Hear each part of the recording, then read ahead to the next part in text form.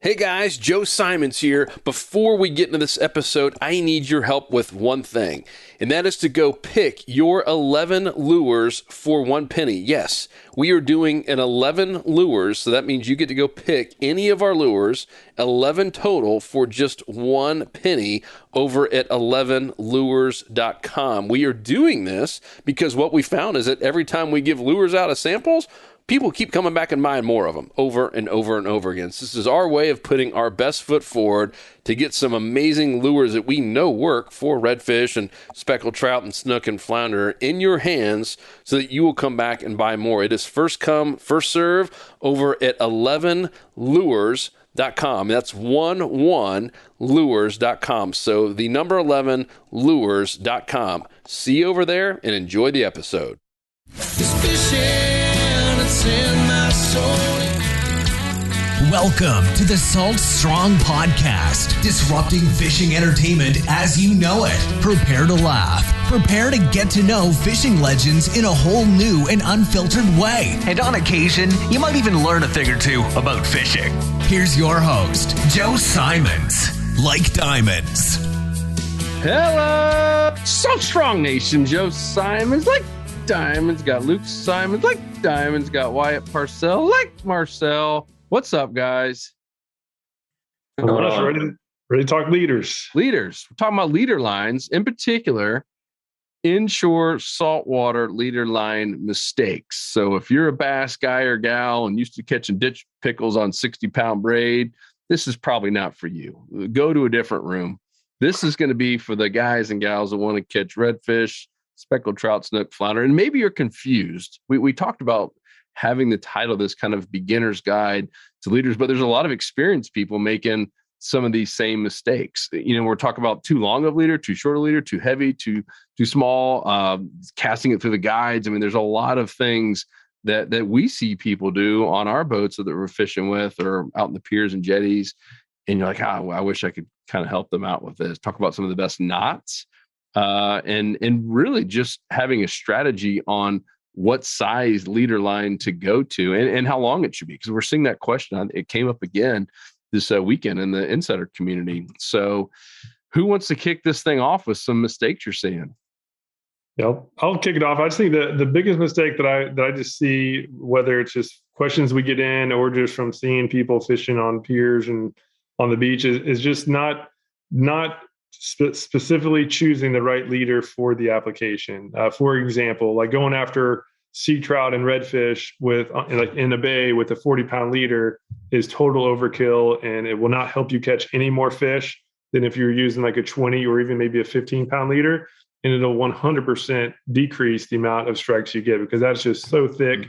Even if they can't see it, they'll at least be able to feel it.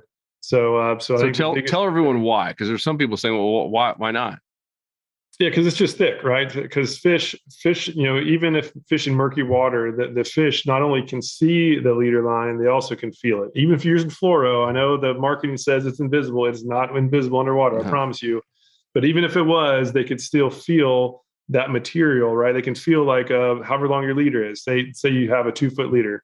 They can feel something that's 24 inches moving through the water, even if they can't see it at all. And if it's a fish that's under 24 inches, they're probably not going to like the feel of something bigger in their presence. And so just going smaller will absolutely help increase strikes.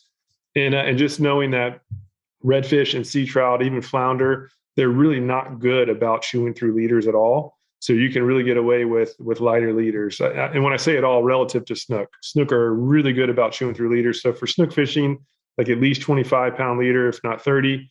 But for redfish and trout, like when I'm just going after those, 20 at max for the bays. Obviously, bump it up if you're going after the giant redfish in like a pass or inlet, but just for the normal bay fishing, this matching the leader line, specifically going down to like 20 or so, is more than enough in most instances. Yeah, I'm glad you said that because we've been with anglers before, and they have like literally one option in their tackle bag for leader line, and that's horrible. I mean, it's just like having one jig head. Whereas like you go with Luke, and I mean, he's got all these different options, right? You got 20, 25, 30, 35, 44, all the way up to 60, depending on the application. Very, very important to have the right thing, because you will decrease your chances of catching fish if you go too big. And so many beginners do that. We did that. So many beginners do that, right? And remember that guy you ran into at the boat ramp, right? He's like, man, I can't catch anything. We had like an absolute killer day. And like, let me see your rig. Guess what he's using? 20-pound braid and 40-pound leader. He's like, and this is out in the middle of an open flat. Like, what are you trying to catch? Sharks? And obviously he was going for redfish and trout. And just that was a massive reason why he wasn't having success. That's a great one. What do you got, Wyatt? What do you think is kind of one of the bigger ones that you see? Yeah, I kind of want to piggyback on top of that subject. Definitely choosing for the right scenario, but like even outside of a context in like a specific species you're targeting. So Luke made a great point on like not using super heavy leader for trout. You know, they can feel stuff really well with they got great lateral lines. They can feel everything going on around them, but also the type of fishing that you're doing. So if you're fishing, you know, like you said, those open flats, you don't need that really heavy leader, but say you're targeting redfish on a jetty where there's a lot of rocks, or you're fishing around a dock, something like that. Even, you know, small specimens of both of those species fishing around a dock, if they wrap you on a piling, very good chance they could break you off because there's barnacles and things like that. So if I am dock fishing, I will bump it up, you know, 5-10 pounds. Normally, like, you know, just like Luke, I don't go over 20 oftentimes when I'm targeting redfish and trout or flounder on those docks. But if I try to fish under, you know, some of these older docks I know that have fish on them, I'm going to bump it up to that 25, maybe up to 30, because it's very possible for a red to go on one of those classic runs they got, and they'll wrap you in between 3-4 pilings. So it's crazy how much, you know, abrasion resistance you get off of 5-10 pounds of extra added strength. When I fish the jetties over in Port Aransas, I'm bumping up to 45, 55 pound leader. And I'll a lot of times use mono as well. I'm sure we'll talk about this, but Luke's done some great tests on abrasion resistance. Anytime I'm fishing around a structure, I'm always going to use a monofilament leader. The much higher resistance in terms of what that's going to rub on structure and do versus fluoro. So I would say number one, like we talked about, definitely using the right leader for the right scenario. Probably the next thing that we should talk about is basically not casting that knot that connects your braid to your leader line through the guides. When I'm fishing artificial lures, you know, you're making quite a few hundred casts per day. If you don't measure that leader out properly, and you're not aware of where that knot is when you go to cast, if you have it, you know, behind the first guide or two, that knot is knocking against every single one of those guides every time that you cast. And that's going to significantly weaken the connection. So the leader's not actually what's going to break. Your knot's going to fail because you've sat there and abrased the knot a bunch. Most times when I'm artificial fishing, we'll talk about the lengths and everything. I never cast that guide through the knots at all. I know a lot of guys that tie a long enough leader where it sits in their spool and it goes through every single guide. And I've seen quite a few of them break off when we go fishing for reds and they go off on those runs. The only exception to this is, I would say, offshore fishing, which we probably won't do a whole lot of talking about today, but some folks that might have gone out trolling might think of leader knots that are, you know, 10, 15 yards back in the spool. But that's because when you feed out that line, it's not like casting a couple hundred times in a flats fishing scenario. So yes, there are exceptions to casting through the guides. But for artificial lures, for redfish, trout, flounder, snook, I will never cast that knot through the guides ever. What is your average leader length? So I generally base it off the rod that I'm fishing with. So just to get proper leverage on the cast, I would say most times I'm going to fish somewhere between 2 foot and 2.5 feet. That's generally what I've got. So that lure is going to hang, if you got a 7-6 foot rod, it's going to hang probably down to like the fourth or fifth guide. You just don't want to have it too long to where you're not able to get a really good cast. And if it's too short, there's a good chance you're not going to be able to get the actual action of the rod to load back properly. Luke, I don't know how long of a leader are you tying on most of your rigs?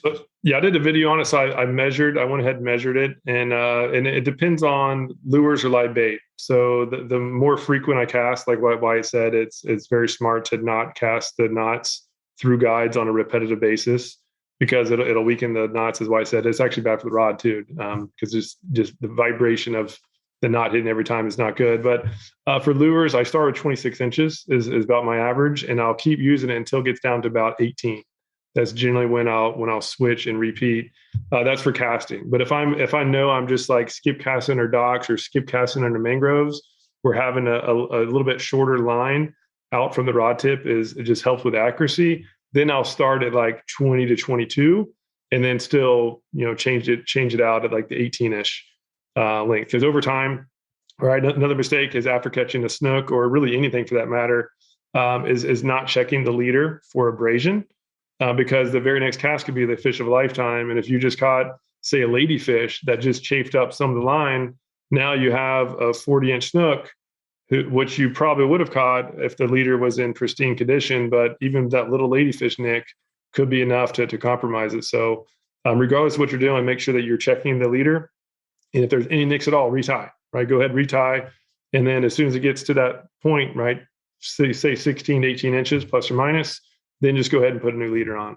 So 26 for lures for me. And then when I'm using live bait where I'm not doing as much casting, then I'll go up to like maybe 30.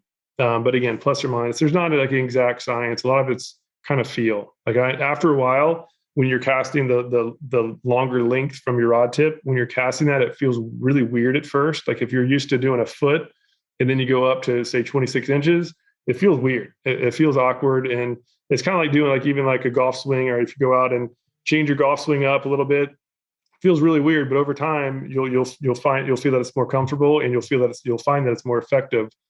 So I think this will be an example of that, where just force yourself to do it. Say 26 inches, get used to it. Over time, you'll be just as accurate as you were with 12, and then just practice makes perfect. Yep, that's good. What not? Are you? Because that was another question that I saw came up here recently. Obviously, FG knot is a popular one. Not everyone, pun intended here, is as comfortable with it. I think for whatever reason, it's kind of like the golf swing. Tying an FG knot, if you've been used to doing a uni, it is a little bit more cumbersome. Like, man, it feels like it takes forever. But for me, I can tie it faster than I can a double uni knot now, or close to about the same, because I'm just so used to doing FG now. I haven't done double unis as much since I switched. What do you guys use? FG. Yeah, there's nothing that beats the FG. There's been so many tests done on it. I can only think of one time that I tie a double uni, and it's when I don't have my wade fishing belt on. I have nowhere to put my rod to post up and actually hold the line with my teeth. If I'd listen to Luke and do the pinky method, I'd be better off. But the only time I'll tie a double uni is when I don't have a way to secure that line and do the FG. But I do that 95% of the time. And a lot of people do struggle with the FG though. And if that's the case, I would say the second one, because I've done a ton of knot tests, and I would say the second recommendation I would have is the Crazy Alberto knot. It's still pretty easy to tie. You don't have to have tension, or you don't have to do anything crazy. And it is stronger than the double uni, but it's specific. It's another one that's for braid to leader, but it's thinner than double uni is why I mentioned it's thinner and a little bit stronger. But the FG is like 20, a little bit more than 20% stronger than all those. So FG is awesome. Just take some practice as well. Yep. And Crazy Alberto just joined the Insider Club. You guys see that? That's awesome. Yeah, Alberto Nye, guy who created that knot. Quite the angler. He's got world records and all kinds of amazing stories from fishing around the world. And he just joined the Salt String Insider Club. So yes, even really experienced people join and get value. It was really cool to see him on there. What else? Let's talk about like store-bought leader, right? You've seen some of these leaders and rigs, and they've got everything from bright beads on there to weights to all kinds of terminal tackle and equipment and swivels, snaps. What do you guys think about pre-bought leader rigs? And or should I even ask? I can see it on your faces. Yeah, you're disgusted. Don't do it. Because to me, it's so easy to do. Like once you just learn a couple knots, why trust that? Because in many cases, they don't even label what line it is. So you really are not really sure exactly what you're using. And if you do it yourself, it's in many cases, especially if you actually, take some time to learn some of the knots that are proven to work better than others, you'll actually have better connection as well. So even a line to line knot, I've done a lot of line to line knots, specifically the FG knot. it is stronger than any line to swivel knot I've ever done. So you're literally better off doing a line like a 10-pound braid to a 20-pound leader with the FG knot than putting a swivel in between. I used to always think that swivels added strength. That is not the case at all. Because what happens physically is that the lines, the fact that there's a little bit of give in them as you do a line-to-line connection, that little bit of give actually increases the strength of the knot. Whereas when it's touching the metal, there's no give at all, and the metal doesn't really help the knot at all. So again, something I always thought for years that swivels added strength, and that is something that was totally disproven once I started actually testing knots. Yeah, I agree with Luke. I'm not a big fan of store-bought leaders. When I was younger, didn't know how to tie the knots. I bought them all the time. Bought those big heavy metal cable ones when I went surf fishing. If you've done any kind of beach fishing, good chance you've used those. But I found when I started tying my own rigs myself, I started catching a lot more fish. I also had more control, like especially if you're fishing for pompano. They're a very visual feeder. Sometimes some colors they'll key in on, different things like that. So being able to tie your own leaders and tie your own rigs gives you a lot more versatility. If they're keying in on the orange floats or the green floats, and you tie those rigs yourself, you can then switch to whatever the fish are kind of on that day. So especially with surf rigs, I would recommend just tying them yourself. It's a lot cheaper too. Some of those rigs can go up $10-15. I've seen shark rigs, the really heavy stuff that, once you start getting into the crimping, maybe it does. If you don't have crimping tools, could save you money if you're buying 1 or 2 rigs. But some of those rigs go for $30-40, for a single strand of a rig. So there's a lot of different options out there. But for most of what we're doing, light tackle surf fishing or inshore fishing with live bait, I just recommend tie your own rigs. And that also means stay away from these steel leaders, right? Let's talk about that, because that's also something you see sometimes. You're like, what are you guys fishing for? Sharks? Barracuda? No. Yeah. I see people snook fishing or going after redfish with cables, right? The store-bought cables. That is a guaranteed way to significantly decrease the amount of fish you catch, even if you're soaking live bait on the bottom, right? It's just something they can see and feel better. But if you're using lures, especially, that is a guaranteed. You probably won't catch anything but catfish and ladyfish, just because it's just so visible, right? It is literally a steel cable going through the water, and that is not going to get anywhere near the performance as like just a thin mono or fluoro leader. It's just wanting to be a comparison. What about some of the anglers, and let's just say some dirtier water areas, have said, "Oh, it's so dirty, I don't even need a leader. I just go straight braid to whatever, hook, jig head, etc." What do you guys think? I don't think that's a great idea, because you think about a redfish's mouth, or if you happen to be fishing dirty water in an area that there is snook, those fish are going to hit that braid and their mouth is going to start, abrasing it, basically redfish crushers or snook lips, whatever it may be. That's going to tear that braid up and shred it immediately. If they're going on long runs and that line is rubbing in the corner of their mouth, you're not going to have that fish on for long. Maybe for some of the guys that fish with the 60-pound braid on their bait casters, but if you're using spinning gear, your chances are it's very light tackle braid. I would say you definitely need to have a leader, even if you're fishing in dirty water. Another consideration is just those fish are now more used to, if it's consistently dirty water, say in the Carolinas, upper parts of Florida, Georgia, all those areas, if it's consistently dirty water, those fish are much more used to feeling what's going on around them. So you actually have more of a disadvantage if you are using heavier diameter line or you're using that braid, just because that thinner diameter leader is going to put out less vibration in the water. It's like you put your hand on a wood plank and you start banging on that wood plank. That's what the fish can feel in the water. Their lateral lines pick up those vibrations. So the heavier diameter line you have, the more chance they're going to feel those vibrations moving. So I would say in dirtier water, it's almost more important. I would downsize sometimes to 12-pound leader in the wintertime when fishing for trout in the Carolinas. I feel like those fish definitely can pick up on it, dirty and clear water. Yeah, and I did a kind of an accidental test. I was just kind of done out of pure laziness. One day we're out catching pinfish with a hook and line rig where you just have like the little small hooks and some little pieces of the gulp. And we had a couple rods going. One had a 20-pound mono leader, like the normal setups that I use for inshore fishing. And the other one, I think I think a mackerel came in and sliced it up, but lost the leader. So I just didn't feel like tying on the leader. We're just catching pinfish. So I just did the same rig, but with braid. So a 10-pound braid that was green, like the normal moss green braid, and a 20-pound mono leader.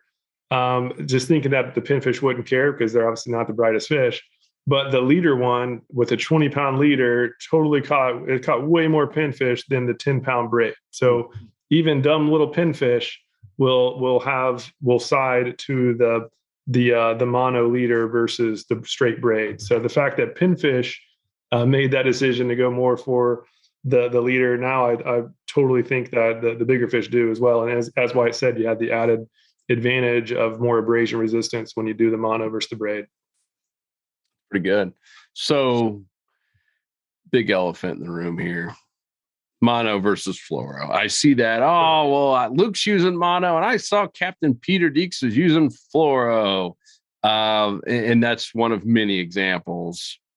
What's the skinny? Mono versus fluoro versus like the leader only fluoro that's 10 times more expensive than a strand of mono. I think that fluoro is the most overhyped thing in fishing. I literally was so bought into it when tournament fishing. I was always getting the expensive schools of fool. He said fool. I was getting the expense. I was a fool and getting just if I wasn't using the $20 per 25-yard spool, then I wasn't, like, in my mind I was just cheating myself and I wasn't going to catch anything. And literally for like 2 years after we started Salt Strong, I started doing the abrasion test and saw that the regular mono was totally outperforming the really expensive fluoro on abrasion resistance.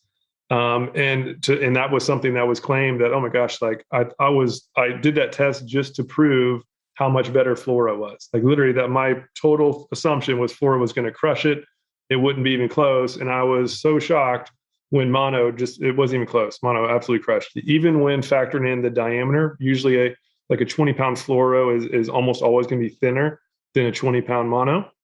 So even testing a 20-pound fluoro against a 20-pound mono against a 25-pound fluoro, the mono wins. And even the mono is a little bit thinner, the mono still wins. So I literally went like 2 years with kind of going back and forth, and I couldn't tell a difference on fish caught over many, many days of trying it. So like literally last year, I've been using just mono, like just regular mono, whether it's Andy. I've been using Berkeley Big Game too. And I feel like I've been catching more good fish this year than I have any years prior. So it's definitely not required is all I can say for certain.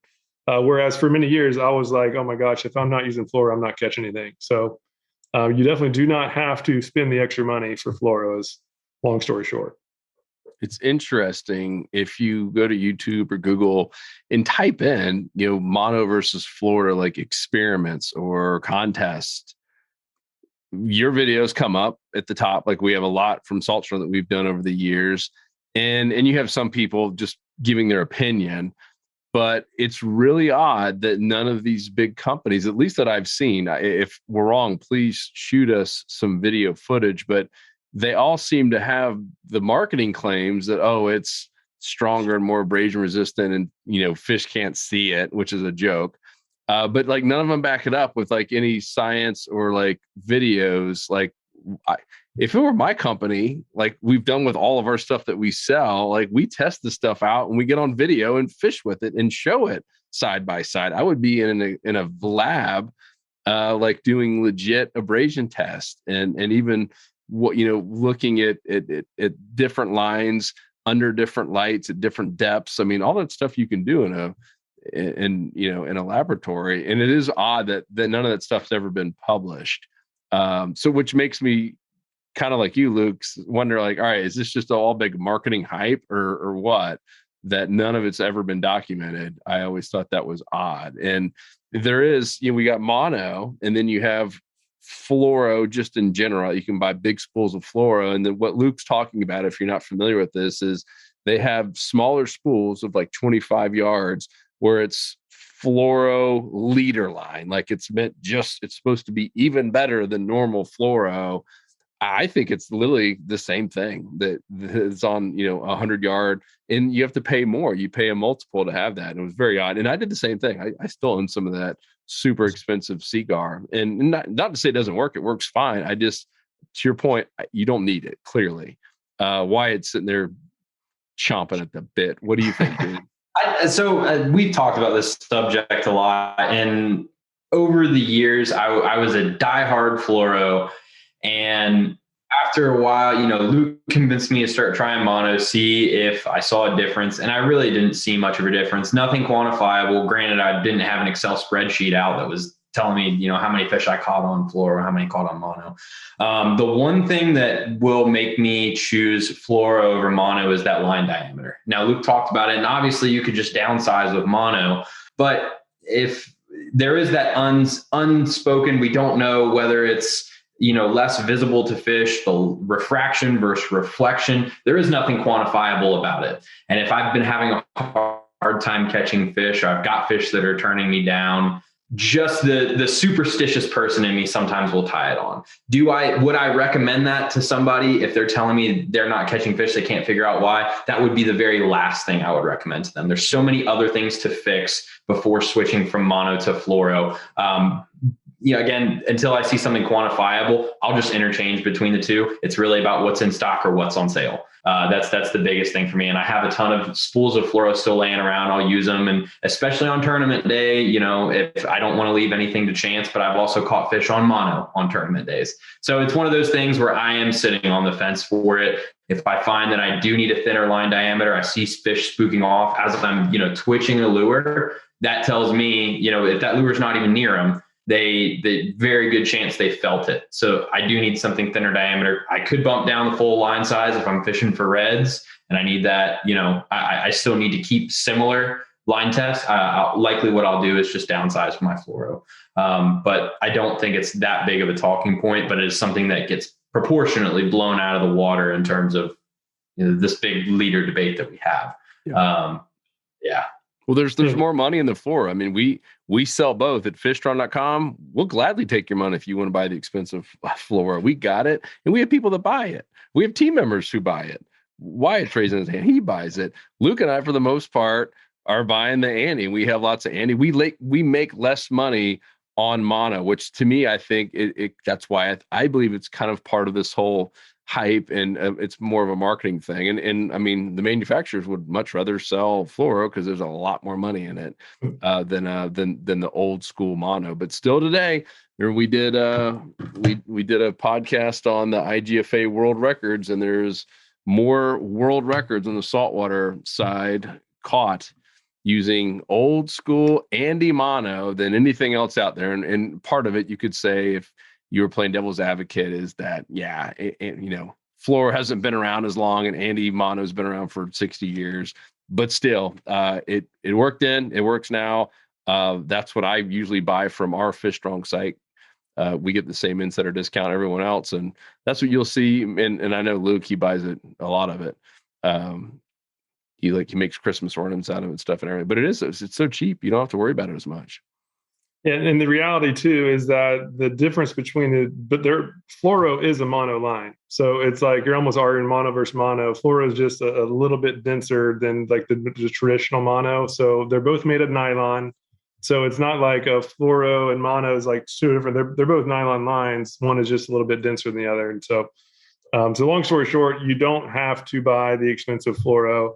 I personally haven't used it in quite a while, and I've been doing just fine. And just really about the line diameter. White nailed it. Where if the fish are really finicky, instead of feel like you have to go to a Fluoro, just get like go down to a 15-pound mono. So on abrasion test, 15-pound mono beat 20-pound Fluoro, right? So it's when you equate the diameters, that's usually going to be the strike or no strike thing versus the Fluoro versus mono, because the science behind it is the Fluoro supposedly has less refraction of light because it's a little bit denser. But when you're talking such a thin line, the reflection of the outer material is probably what fish can or can't see. And there's been no studies that shows that Fluoro has better reflective quantity or qualities on the exterior than regular mono. So case you want to get nerdy, that's kind of the next level. And we have some posts on it too. Like if you Google it, we have some posts that goes down into detail. And as Joe said, some of these videos have over 100,000 views, and so far, none of the major companies have kind of contested our experiment. So we actually filmed the entire experiment just so that if we're not doing something right, like we want to know, right? We're not trying to sell one or the other. Yeah, we don't have a horse in the game. We care less. We're just trying to make sure that everybody's informed. Yeah. And so I was literally mad. Like I can't tell you how much money I spent on Fluoro over the years. So I was literally just really mad when I saw with my own eyes that the less expensive line was actually proven to be better than the more expensive line for abrasion. Like I'm going after snook a lot, so the abrasion is my number one concern, and so I was like literally mad. But I think we've hammered this subject. Yeah, let's talk about, this is less of a mistake and more of an improvement. The dirty deeks, because that was something we did here kind of recently, and that's a different type of leader. Talk about how you do that, what knots you're using, and we'll obviously put a link. You can see the whole thing, but give us a kind of a 30,000 foot view on what it is, Luke. Yeah, so the dirty deeks, it's almost like taking a fly fishing setup to traditional tackle. So it's basically a way to have a thin overall leader line, right? The thinner the overall leader, so you have a 26-inch leader, the thinner that is, the more likely the fish is not going to feel it. But the thinner it is, the more likely the fish is going to wear through it when you're fighting it. So the concept is to have a really thin, say the whole thing is 26 inches. So you have 20 inches of thin material, right? Thinner than you would normally use. Like 20 on average? So if I'm going after snook, I'll use, and I need a 30-pound business end to withstand the snook's abrasion. I will go to a 20-pound or maybe even 15-pound top section of the leader, right? 20 inches of say 15 to 20 pound. And then right before the lure, right, last 6 to 8 inches, then I'll tie on a thicker strand, right? That business end, this is where the abrasion is most important, right there, right next to the fish's mouth, for both their mouth, in particular, their teeth rubbing up against the lure. And when they're digging down at the bottom, trying to just shake that lure out, they could be hitting oysters, shells, all sorts of stuff. So it's that business end, that very last tippet, if you will, that's where you really need the beef. And so I would go from like a 15 to 20 to a 30 at the end. But now, like this in particular, I was using a sight fish and redfish. I went down to a 12-pound top section of the leader and then a 15-pound little business section. So it doesn't have to be like a ×2 or ×3. It could just be a small little increase. But it's pretty smart. And I've been doing it for I guess like 6 months or so, kind of going back and forth. And so far I've seen some good results. It's hard to quantify it because it is a slight adjustment, but so far so good. But Deeks uses it. It's got to be good. What knot do you tie to bring those two leader lines together? So yeah, blood knot. So the good, really good mono to mono or Fluoro to Fluoro, whatever you want to use. We'll say nylon to nylon because that's all applies. Is a blood knot. So I do 4 turns with the thicker line and then 5 turns with the thinner line and cinch it down. And it's a really nice, for those watching, it's a really nice streamlined knot. A lot of fly fishermen use it for doing their tippets that change sizes, and easy to tie and really strong. So far so good. Yeah, and if you're using Fluoro to Fluoro, the fool's knot is a great one to use. Yeah, we call it the wasting money knot. Oh, whammy. Why even tie a knot? Just throw it away. Sorry, we had to have fun there. But yeah, please go to fishrun.com and buy all your expensive Fluoro there. Insider save 20% off. What else, guys? What other mistakes on the leader?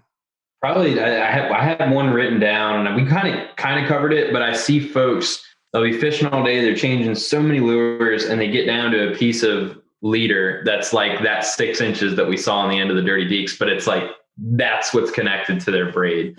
Like Luke said, the chopping block is usually about 16 or 15 or 16 for me. Once it starts getting smaller than that, I feel like it's almost like there's not even point in having a leader other than the initial abrasion resistance right at the mouth. But I just think that I see a lot of folks that will tie on leader, but they don't want to retie. So they'll just get lazy and let it shrink.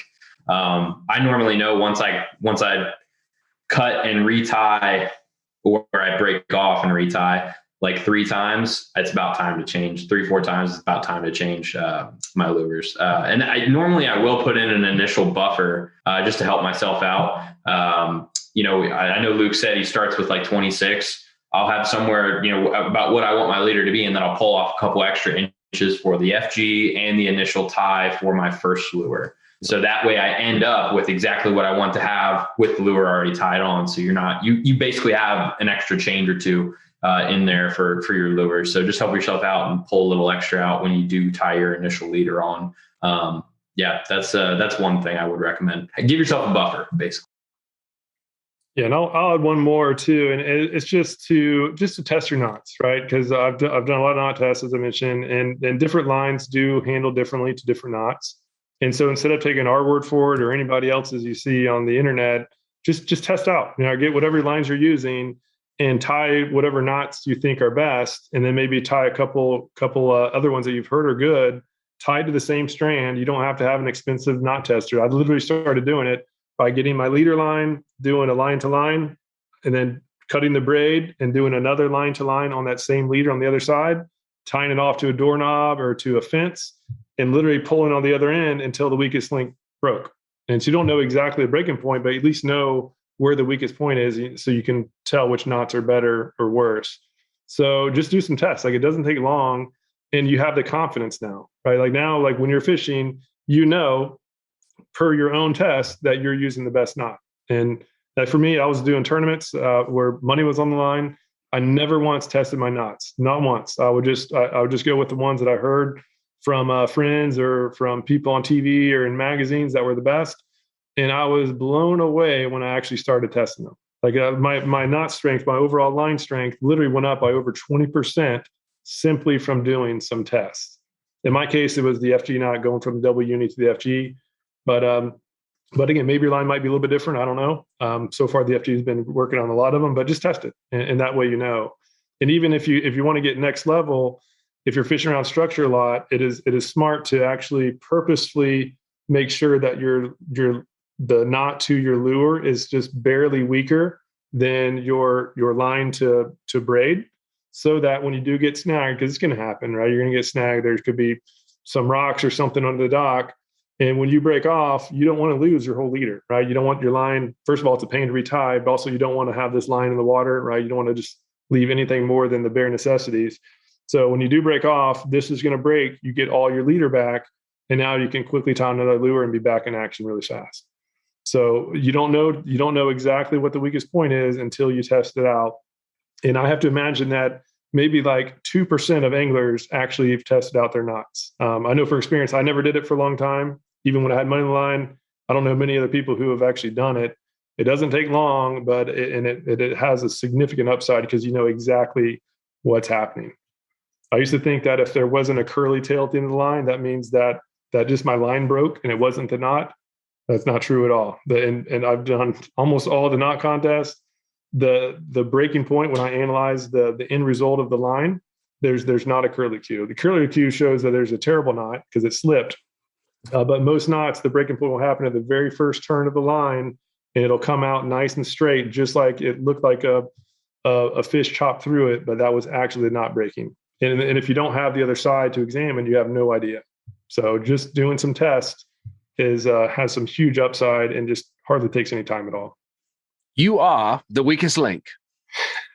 So another question that comes up is, how often do you change out your leaders? For instance, let's say the average weekend warrior fishes twice a month. So goes fishing, obviously rinses the stuff off. Do you change it out on the next trip, or do you let it run, assuming there's no nicks and you hadn't had snook or ladyfish or anything mess with it? You guys let it keep going, or do you try to replace it? Let it ride. As long as it doesn't have any nicks or it looks clear and like it looks good, no sense on redoing it, I think. If it was a tournament, I would probably redo it, but just for normal fishing, I don't retie them. Yeah, I agree. If there's no little stringy pieces hanging off of it that shows abrasion or no nicks or nothing, I'll go with it. Another thing to look out, Luke just said it, but he kind of passed over it real fast. If it looks clear, So I've had leader that's gone bad, I guess, because I left it in an area that it got a lot of sun. Maybe I left my rods in my car for a few days or something, and that sun beat down on that leader. It'll get kind of cloudy, and I find it's more brittle, easier to break. Look at it and make sure that it's clear. If you see any kind of cloudiness to it, change it. I'd say if you keep it in I think the sun is what does that. Luke, I don't know if you know the answer, but if it's clear, it's good. I would say just put it in a closet, once you've cleaned your rods off and everything, it should keep those leaders good for several trips. Yeah, that's a great point. Just storage wise is keep it in like an air controlled environment. Don't put it in the garage. Don't put it in the shed. Don't leave it anywhere where the temperature is going up and down and there's a lot of humidity, and especially if there's salt in the air. Like if you're right near a bay, like our dad keeps his stuff in the garage at a condo down there, and his line just gets so brittle so fast. And no matter how much I tell him, it's convenient, right? It's super convenient, so he does it. But it is horrible for lines. It's bad for reels too. So just taking I end up making these little rod racks. Personally, it was kind of fun. So now I can keep them inside, and it doesn't look too terrible. But just keeping it inside is a significant advantage for both the line and the reel and the rods, really for everything. Yep. And that one book, The Scientific Angler, talk about, it was mono in particular. That was because at the time I don't think Fluoro was around, but mono was absorbing chemicals like gasoline. Like if you kept it in a shed where you kept your lawnmower and weed whackers and all that stuff with some gasoline tanks, that it was actually getting in there and hurting your chances of catching fish. So you definitely want to keep that your lines inside in a safe place, away from any kind of chemicals or paints or anything like that. That was really interesting. So cool. Well, anything else, guys, before we? Why you got one more? Yeah, I would say, I know we were talking about the FG knot, but if we didn't touch on a big mistake with the FG knot, because it's a lined leader knot.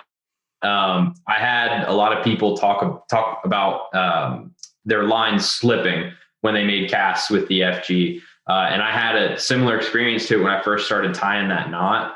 And one of the big things when you do your leader and you do that knot, Luke did a great video on the FG knot mistakes. The biggest thing that I found I wasn't doing was, after I made those two half hitches, you make those 20 or so turns on your line, make sure you evenly apply pressure to both the leader and the main line. If you don't do that, those coils won't lock in. You'll actually see them change color. And if they don't do that, you don't have a strong enough line. I found when the number one time I'd have an FG knot slip, quotations, because it wasn't even tied right, was when I went to cast and my lure was skimming across the water, and it put a ton of tension on that FG. And I don't know if it would slip or the one coil would get too much tension on it, but it would almost always break when that would happen. It would get dragged from the water as I was casting. So I think we'd be wrong if we didn't have a leader mistake podcast and didn't talk about the number one mistake with FG knots. That's good. So just wanted to add that one in there.